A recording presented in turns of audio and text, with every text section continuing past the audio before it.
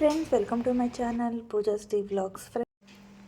ಹಾಗೆ ಇಲ್ಲಿ ನೋಡ್ಬೋದು ಎಷ್ಟು ಕಸ ಆಗಿದೆ ಅಂದರೆ, ಕಸ ಅನ್ನೋದಕ್ಕಿಂತ ಹೆಚ್ಚು ನಮ್ಮ ಸಿಂಚು ಪೇಪರ್ಗೂ ಬುಕ್ಗಳು, ಅವಳು 5ನೇ ಕ್ಲಾಸಿಂದನೂ ಬುಕ್ಗಳನ್ನೇ ಯಾರಿಗೂ ಕೊಡ್ದನೂ ಇಲ್ಲ, ಅದು ಗುಜ್ರಿಗೂ ಹಾಕಿಲ್ಲ, ಹಂಗೆ ಇಟ್ಟು ಎಲ್ಲ ಕಸ ಆಗ್ಬಿಟ್ಟಿದೆ. ಪೇಪರ್ಸು, ಈ ನನಗೆ ಬ್ಲೌಸ್ ಪೀಸ್ಗಳು ಬಂದಿರ್ತಾವಲ್ಲ ಅವೆಲ್ಲ ಕಮ್ಮಿ ಪೀಸ್ಗಳು ಅವೆಲ್ಲನೂ ಯಾವ್ಯಾವ್ದು ಆಗಲ್ಲ ಅವನ್ನೆಲ್ಲ ವೇಸ್ಟ್ ಅಂತ ಎಲ್ಲ ಸೈಡ್ಗೆ ಇಟ್ಬಿಟ್ಟಿದ್ದೀವಿ. ಯಾವ್ಯಾವ್ದು ಬೇಕು ಎಲ್ಲ ನೀಟಾಗಿ ಪ್ಯಾಕ್ ಮಾಡಿಕೊಂಡು ಬೇಡ್ದಿರೋದೆಲ್ಲನೂ ಹಾಕ್ಬಿಟ್ಟು ಹೋಗೋಣ ಅಂತ ಅಂದ್ಬಿಟ್ಟು. ಎಷ್ಟು ಅರ್ಗಿದೆ ನೋಡಿ ಮನೆ. ಹಾಗೆ ಸಿಂಚು ಕೂಡ ರಜಾ ಹಾಕಿದ್ದಾಳೆ ಇವತ್ತು, ಇದಕ್ಕೋಸ್ಕರ ಅಂತಲೇ. ಇವಳು ನೋಡ್ಬೋದು ಇಲ್ಲಿ ಏನು ಮಾಡ್ತಿದ್ದಾಳೆ ಅಂತ. ಸುಬ್ಬಿ ಏನು ಮಾಡ್ತಾಯಿದ್ಯೆ? ಆಲ್ರೆಡಿ ಬಟ್ಟೆ ಸ್ವಲ್ಪ ಪ್ಯಾಕ್ ಆಗಿದೆ, ಬಟ್ಟೆ ಎಲ್ಲ ಆಲ್ಮೋಸ್ಟ್ ಮುಗ್ದಂಗೆ ಆಯಿತು. ಏನೇನಿದ್ರು ಹಾಸಿಗೆಗಳನ್ನೆಲ್ಲ ಒಣಗಿಸಿ ಎತ್ತಿಟ್ಕೋಬೇಕು. ಅಂದರೆ ಇನ್ನೂ 4-5 ಡೇಸ್ ಇರ್ತೀವಲ್ಲ, ಹಂಗಾಗಿ ಇವುಗಳ ಜೊತೆಗೆಲ್ಲ ಹೋಗ್ತಿಲ್ಲ ಇನ್ನು ಕೆಲಸಕ್ಕೆ. ಮೇಯ್ನ್ ಥಿಂಗ್ಸ್ ಅಂತಂದರೆ ಅದೇ ಬೇಡದಿರೋ ವಸ್ತುಗಳನ್ನೆಲ್ಲ ಸಪ್ರೇಟ್ ಮಾಡೋದು, ಬೇಕಾಗಿರೋನೆಲ್ಲ ಪ್ಯಾಕ್ ಮಾಡೋ ಅಂಥದಕ್ಕೆ ಈಗ ಕೈ ಹಾಕಿದ್ದೀವಿ. ಫುಲ್ ಕ್ಲೀನ್ ಅಂತಲೇ ಹೇಳ್ಬೋದು. ರೂಮೆಲ್ಲ ಫುಲ್ ಮೆಸ್ಸಿ ಡೈಲಿ ಒಂದೊಂದು ದಟ್ಟ ಒಂದೇ ಥರ ವೀಡಿಯೋ ಮಾಡೋದಕ್ಕಾಗುತ್ತಾ? ಹಂಗಾಗಿ ಕ್ಲೀನಿಂಗನ್ನು ತೋರಿಸೋಣ, ವೇಸ್ಟನ್ನು ತೋರಿಸ್ಬೇಕಲ್ವಾ. ಹಾಗಾಗಿ ಇವತ್ತು ಫುಲ್ ಕ್ಲೀನಿಂಗ್ ವ್ಲಾಗು. ಸಖತ್ತು ತಲೆ ಚಿಟ್ರು ಬಂದುಬಿಟ್ಟಿದ್ದೀನಿ. ನಾವು ಮನೆಗೆ ಹೋಗಿ ನೀಟಾಗಿ ಜೋಡಿಸ್ಕೊಂಡು ಸೆಟಲ್ ಆಗಿಬಿಟ್ರೆ ಸಾಕು ಅನಿಸ್ಬಿಟ್ಟಿದೆ. ಈ ಮನೆ ಖಾಲಿ ಮಾಡೋದು ಒಂದು ಇದೆಯಲ್ಲ, ಸಿಕ್ಕಾಬಿಟ್ಟೆ ತಲೆನೋವು. ಏನೂ ಮಾಡೋಂಗಿಲ್ಲ. ಸ್ವಂತ ಮನೆ ಇರೋರದೇ ಪುಣ್ಯವಂತರು ಅಂತ ಅನ್ಬೋದು. ಆದರೆ ನಮಗೊಂದೇನು ಬೆನಿಫಿಟ್ಸ್ ಗೊತ್ತಾ? ಒಂದೊಂದು ರೀತಿ ಮನೆಗಳಿಗೆ ಹೋಗ್ಬೋದು. ಒಂದೇ ಮನೇಲಿ ಇರೋವಂಥದ್ದೇನಿರಲ್ಲ ಆಯಿತಾ. ಎಲ್ಲ ಥರದ ಮನೆಗಳನ್ನ ನಾವು ಅನುಭವಿಸ್ಬೋದು ಅಂತ ಅಷ್ಟೇ. ಅದೊಂದು ಬೆನಿಫಿಟ್ಸ್. ಅಷ್ಟು ಬಿಟ್ಟರೆ ಇನ್ನೇನಿಲ್ಲ. ದುಡ್ಡಿರಬೇಕು. ಏನಂತೀರ? ತಲೆ ಸಿಡ್ದೋಗ್ತಾಯಿದೆ ನಿಜಕ್ಕೂ. ಎಲ್ಲ ಪ್ಯಾಕ್ ಮಾಡಿ ಆ ಮನೆಗೆ ಹೋಗಿ ಹಾಲು ಉಗಿಸಿ ಪೂಜೆ ಎಲ್ಲ ಮಾಡಿದ್ಮೇಲೆ ನನಗೆ ಸ್ವಲ್ಪ ನೆಮ್ಮದಿ ಬರೋದು. ಫುಲ್ ಕ್ಲೀನಿಂಗ್ ಮೋಟಿವೇಶನ್ ಅಂತಲೇ ಹೇಳೋ ಕ್ಲೀನಿಂಗ್ ಬ್ಲಾಗ್ ಇವತ್ತು ಆಯಿತಾ. ನಾನು ಯಾವುದೇ ರೀತಿ ಫಿಲ್ಟರ್ ಮಾಡಿಲ್ಲ, ಹೇಗಿದೆಯೋ ಹಾಗೆ ನಿಮಗೆ ತೋರಿಸಿದ್ದೀನಿ. ಇನ್ನು ಅಡುಗೆ ಮನೆಯೂ ನೋಡ್ಬೋದು ನೀವು. ಫುಲ್ಲು ಮೆಸ್ಸಿ ಆಗೋಗಿದೆ. ಇನ್ನು ನಾನು ಈ ಗಾಜಿಂದೆಲ್ಲ ಇನ್ನೂ ತೊಳೆದಿಲ್ಲ ಆಯಿತಾ. ಯಾಕೆ ಅಂತಂದರೆ ಟೀ ಮಾಡೋಕ್ಕೆ ಇಟ್ಟಿದ್ದೀನಿ. ಇನ್ನೂ 4-5 ಡೇಸ್ ಇರ್ತೀವಿ, ಮುಟ್ಟು ತೊಟ್ಟು ಆಗ್ತಾನೆ ಇರುತ್ತೆ. ಹಂಗಾಗಿ ಗುರುವಾರದ ಗಂಟ ಹಂಗೆ ಬಿಟ್ಟು ಗಾಜಿನವು ಮಾತ್ರ ಇದ್ದಾವೆ, ಅವನ್ನೆಲ್ಲ ಗುರುವಾರ ತೊಳ್ಕೊಳ್ಳೋಣ ಅಂದ್ಬಿಟ್ಟು ಸುಮ್ಮನಾಗಿದ್ದೀನಿ. ಗುರುವಾರ ದೇವ್ರ ಪಾತ್ರೆ ಇವೆಲ್ಲ ತೊಳೆದ್ಬಿಟ್ಟು ಅಲ್ಲಿ ಹೋಗಿ ಮನೆಯೆಲ್ಲ ಒರೆಸ್ಕೊಂಡು ಎಲ್ಲ ರೆಡಿ ಮಾಡಿಟ್ಬಿಟ್ಟು ಶುಕ್ರವಾರ ಪೂಜೆಗೆ ರೆಡಿ ಮಾಡೋಣ ಅಂದ್ಕೊಂಡಿದ್ದೀನಿ. ಆವಾಗಲ ಗಂಟೆ ಏನು ತೆಗಿಯಲ್ಲ. ದಯವಿಟ್ಟು ಈ ಬ್ಲಾಗ್ ಇಷ್ಟ ಆದರೆ ಲೈಕ್ ಮಾಡಿ, ಸಬ್ಸ್ಕ್ರೈಬ್ ಮಾಡ್ಕೊಳ್ಳಿ, ಕಾಮೆಂಟ್ ಮಾಡಿ. ಹಾಗೆ ನೆನ್ನೆ ಗೃಹಪ್ರವೇಶಕ್ಕೆ ಹೋಗಿದ್ದೆಲ್ಲ ಓಲೆ ಬಿಚ್ಚಿಟ್ಟಿದ್ದೆ, ಹಾಕಿರಲಿಲ್ಲ. ಅದಕ್ಕೆ ಈಗ ಹಾಕೋತಾ ಇದ್ದೀನಿ.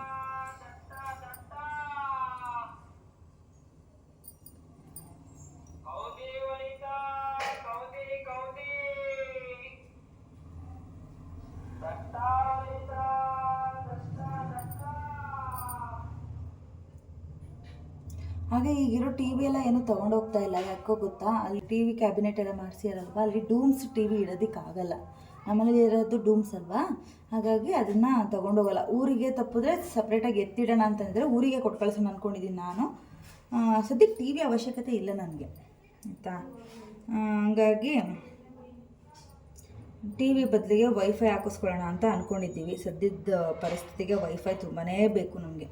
ಯಾಕೆಂದರೆ ತುಂಬಾ ಯೂಸ್ ಆಗುತ್ತೆ ನಮಗೆ, ಸಿಂಚುಗೂ ಆಗಿರ್ಬೋದು, ನನಗಾಗಿರ್ಬೋದು. ಹಾಗಾಗಿ ವೈಫೈ ಹಾಕಿಸ್ಕೊಳ್ಳೋಣ. ಹಾಗೆ ಒಂದು ಗ್ಯಾಸ್ ಸ್ಟವ್ ತೊಗೊಳ್ಳೋಣ ಅಂತ ಅಂದ್ಕೊಂಡಿದ್ದೀನಿ ಹೊಸ ಮನೆಗೆ ಹೋದ್ಮೇಲೆ.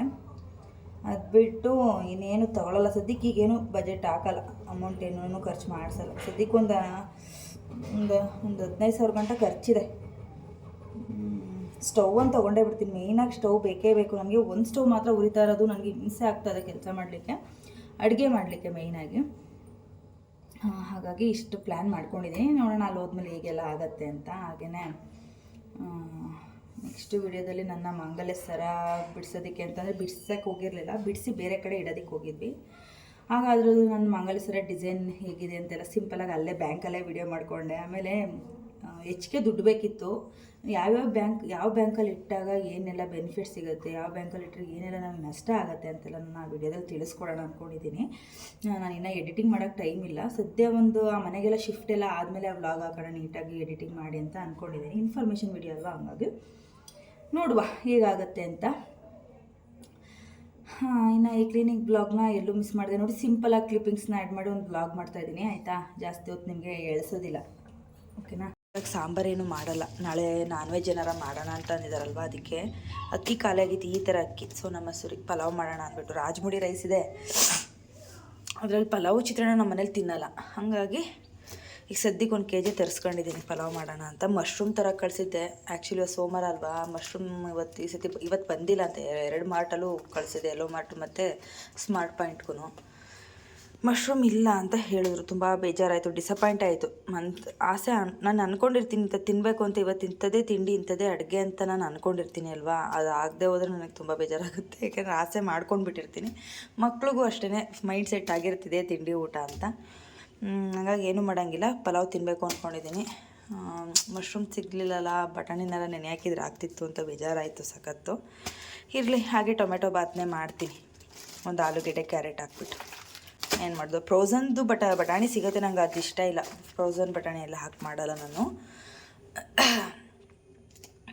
ಸರಿ ಆಯಿತು. ಇನ್ನೂ ಅವಳದು ಇಷ್ಟು ಬುಕ್ಕು ಪೇಪರ್ ಇದ್ದಾವೆ ಅಂದರೆ ತಲೆಗೆ ತಿರುಗ್ಬಿಡ್ತು ಹಂಗೇನೆ. ಅವ್ರ ಅಪ್ಪ ಬೈದೋದ್ರು, ಇಷ್ಟೊಂದು ನೀನು ಹಿಂಗೆ ಇಟ್ಕೊಂಡ್ರೆ ನೀನು ಒಂದೊಂದು ಪೇಪರ್ನೂ ಸಹ ಅವಳು ವೇಸ್ಟ್ ಮಾಡಿಲ್ಲ, ಹಂಗೆ ಇಟ್ಟಿದ್ದಾಳೆ. ತೋರಿಸ್ತೀನಿ ನಿಮಗೆ ಡೀಟೇಲಿಂಗಾಗಿ, ತಡೀರಿ. ಈಗ ಹೆಚ್ಚಿಗೆ ಸ್ವಲ್ಪ ಕಾಫಿ ಬೇಕಂತೆ, ಹಾಗೆ ಚಿಟ್ಟೆಗೂ ಒಂಚೂರು ಹಾಲು ಕಾಯಿಸ್ಕೊಡ್ತೀನಿ, ಹಾಕ್ಬಿಟ್ಟಿದ್ದೀನಿ. ಎಲ್ಲ ವೇಸ್ಟ್ ಎಲ್ಲ ಈಗ ಒಂದು ಚೀಲಕ್ಕೆ ಹಾಕಿಡು ಅಂತ ಹೇಳಿದಾರೆ ಅವರಪ್ಪ. ಅದೇ ಈಗ ಕಸ ಎಲ್ಲ ಹಾಕ್ತಾರೆ, ವಿಲೇವಾರಿ ಮಾಡ್ತಾರಲ್ಲ ಇಲ್ಲಿ, ಏನದು ನಮ್ಮ ಕಡೆ ಮುನ್ಸಿಪಾಲ್ಟಿ ಕಸ ಎಲ್ಲನೂ ಒಂದು ಕಡೆ ಹಾಕೋದಕ್ಕೆ ಅಂತಲೇ ಜಾಗ ಮಾಡಿದ್ದಾರೆ ಮುನ್ಸಿಪಾಲ್ಟಿಯಿಂದ. ನಮ್ಮ ಸೈಟ್ ಹತ್ರ, ಅಮ್ಮವ್ರ ಸೈಟ್ ಇದೆ ಶ್ರವಣಬೆಳಗೊಳ ರೋಡಲ್ಲಿ, ಅಲ್ಲಿ ಹಾಕ್ಬಿಟ್ಟು ಬರ್ತಾರೆ ತೊಗೊಂಡೋಗ್ಬಿಟ್ಟು. ಅವರು ಎಲ್ಲ ಅಲ್ಲೇ ವಿಲೇವಾರಿ ಮಾಡಿ ಬರೋದು, ಹಂಗಾಗಿ ಇದನ್ನೆಲ್ಲ ಫುಲ್ ಪ್ಯಾಕ್ ಮಾಡಿಬಿಡಿ, ನಾನು ಬಂದುಬಿಟ್ಟು ರಾತ್ರಿ ಒಂದು 7 ಗಂಟೆ ಹಂಗೆ ಹೋಗ್ಬಿಟ್ಟು, ಬರೋದೇ ಲೇಟ್ ಆಗುತ್ತಲ್ವ, ಬಂದ ತಕ್ಷಣ ತೊಗೊಂಡೋಗಿ ಹಾಕ್ಬಿಟ್ಟು ಬರ್ತೀನಿ ಅಂತ ಹೇಳಿದ್ದಾರೆ.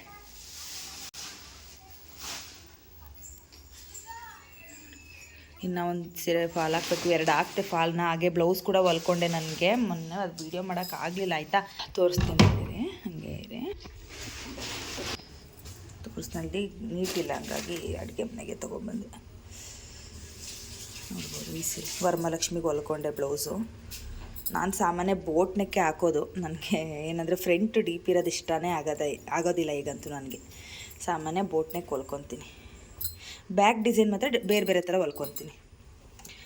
ಇದೊಂಥರ ಡೈಮಂಡ್ ಶೇಪು ಅಲ್ಲ, ಒಂಥರ ಚೆನ್ನಾಗಿದೆ ಶೇಪ್. ವೇರ್ ಮಾಡಿದಾಗ ತೋರಿಸ್ತೀನಿ ಆಯಿತಾ, ಗೊತ್ತಾಗ್ತದೆ ಅಂತ ಅಂದ್ಕೊತೀನಿ.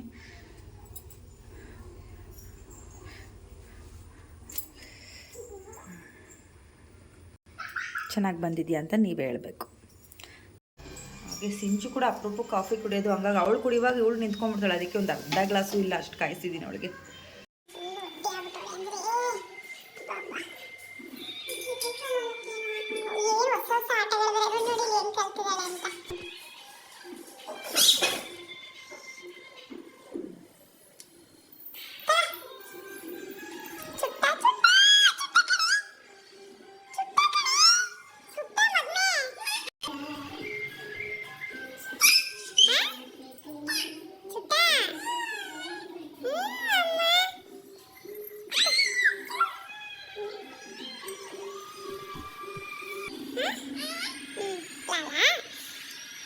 ಸ್ಟೈಲ್ ನೋಡಿ, ಹಂಗೆ ಬೆರಳು ನೋಡಿ ಇಟ್ಕೊಳ್ಳೋ ಸ್ಟೈಲ್ ನೋಡಿ.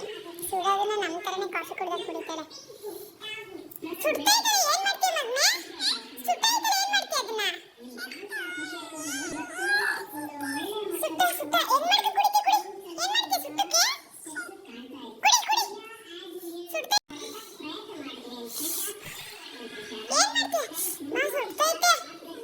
ಸುಡ್ತೈತೆ. ಸುಡ್ತೈತೆ.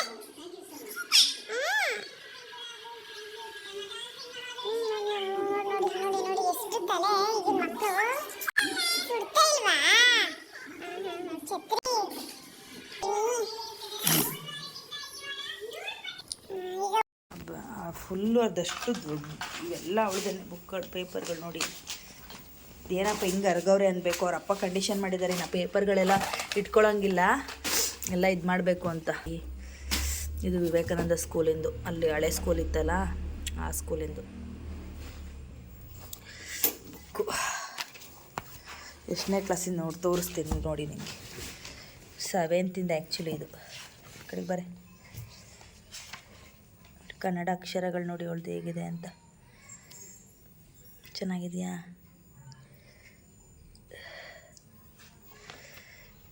ಇದು ಇಂಗ್ಲೀಷು, ಇದು 7th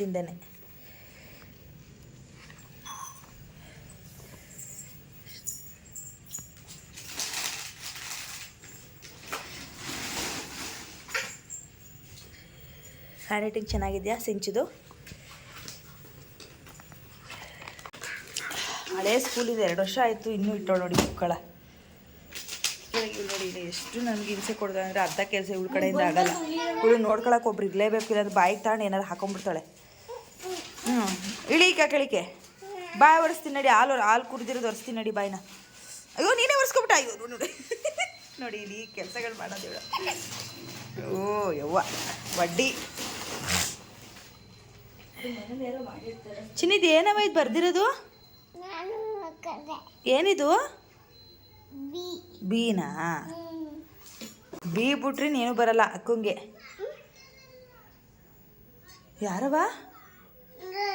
ಹಾಂ ಅವಳಾ? ಅಮ್ಮ ಅಪ್ಪ ಇಲ್ಲವ? ಅಂದರೆ ಅಂದ್ರೆ ಎಕ್ಸಾಮ್ ಇರುತ್ತಲ್ವಾ, ಅವಾಗ ಅಷ್ಟು ಸಬ್ಜೆಕ್ಟ್ ಅಲ್ಲಿ ಏನೇನಿದೆ ನಾನು ಕಲ್ತ್ಕೊಳ್ಳೋದು ಅಂದ್ರೆ ಕ್ಲಾಸ್ ಮಾಡ್ಕೊಳ್ಳೋದು. ಇದು 7th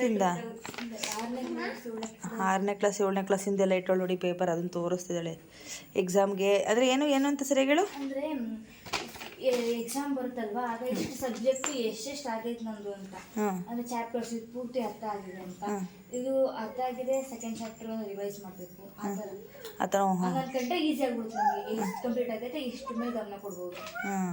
ಆ ಥರ ಮಾಡ್ತಿದ್ಲಂತೆ. ಅದನ್ನೆಲ್ಲ ತೋರಿಸ್ತಿದ್ದಾಳೆ, ಪೇಪರ್ಸ್ ಎಲ್ಲ ಒಂದೊಂದು ಸಿಗ್ತಾವಲ್ಲ ಮೆಮೊರಿ ಬಾಲ್ಗೆ, ಆ ಮೆಮೊರೀಸ್ ಎಲ್ಲ ಹೇಳ್ತಿದ್ದಾಳೆ ಒಂದೊಂದು ತೆಗೆದು. 6ನೇ ಕ್ಲಾಸ್ 7ನೇ ಕ್ಲಾಸಿಂದೆಲ್ಲ ಇರೋದು ಪೇಪರ್ಸ್ಗಳವು. ಏನು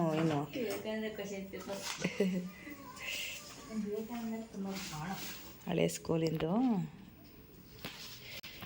ಅವರಪ್ಪ ಹೇಳಿದ್ರೆ ಇನ್ನು ಈ ಮನೇಲಿ ಎಲ್ಲ ಹಂಗೆ ಚಿದ್ರ ಪೇಪರ್ಸ್ಗಳು ಅವೆಲ್ಲ ಇಡೋದು ಇವೆಲ್ಲ ಮಾಡೋಂಗಿಲ್ಲ, ಆ ವರ್ಷಕ್ಕೆ ಇದು ಮಾಡು ಅಂತ, ಯಾರಿಗಾರ ಕೊಟ್ಬಿಡು ಇಲ್ಲಾಂದರೆ ಗುಜ್ರಿಗಾರ ಹಾಕು ಅಂತ ಹೇಳಿದೆ. ಆಗ್ಬಿಟ್ಟೈತೆ ನನಗೆ, ತಡೆಯೋದಕ್ಕೆ ಆಗ್ತಾಯಿಲ್ಲ. ತಲೆ ಬರ ಕಣ್ಣು ನೋಡಿದ್ರೆ ಗೊತ್ತಾಗುತ್ತೆ ನಿಮಗೆ. ಕಣ್ಣು ಉಜ್ಜಿ ಸಾಕಾಗೋಗೈತೆ. ಡಸ್ಟ್ಗೋ ಏನು ಅಂತಲೇ ಗೊತ್ತಿಲ್ಲ. ಕಣ್ಣೆಲ್ಲ ಅಂದರೆ ರಬ್ ಮಾಡಿ ಶೀನು ಇವೆಲ್ಲ.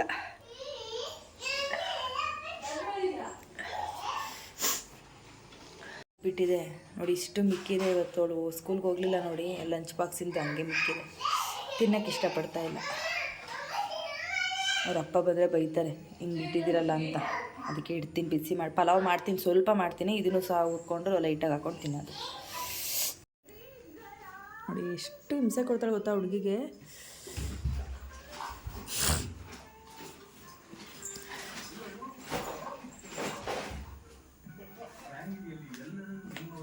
ಪಲಾವಿಗೆಲ್ಲ ರೆಡಿ ಮಾಡ್ಕೊಂಡಿದ್ದೀನಿ, ರುಬ್ಕೊಬೇಕು. ಟೊಮೆಟೊ ಪಲಾವ್ ಮಾಡೋಣ ಅಂತ.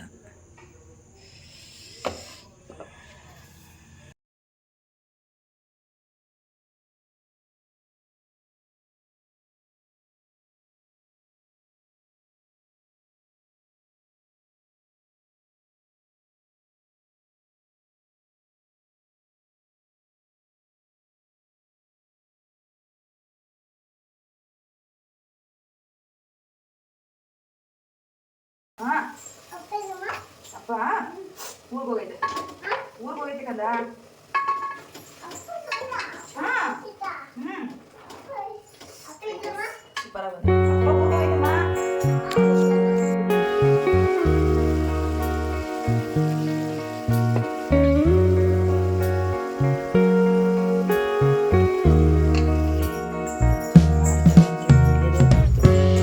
ಬೇಗ ಬಂದ, ಇಷ್ಟು ಬೇಗ ಬಂದಲ್ಲ ಅಂದೆ.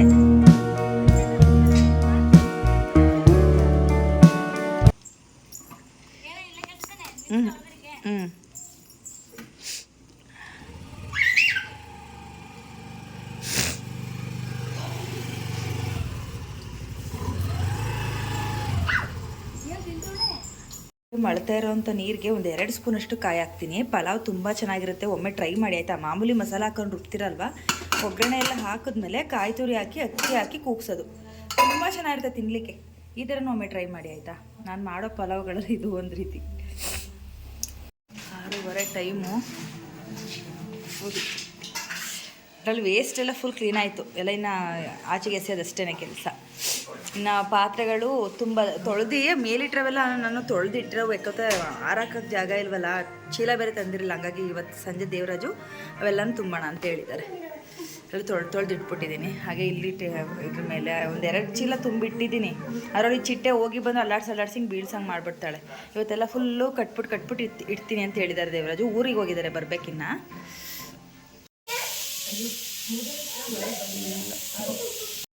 ಫೈನಲಿ ಕ್ಲೀನ್ ಆಯಿತು.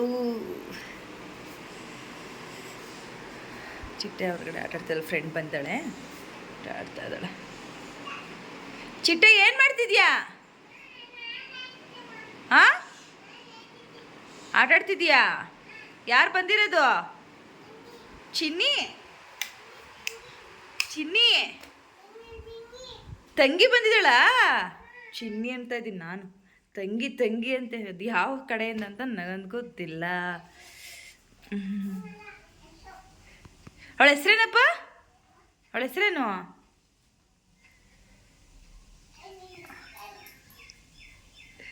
ಇನ್ನು 7 ಗಂಟೆ 1/4 ಗಂಟೆ ಇದೆ.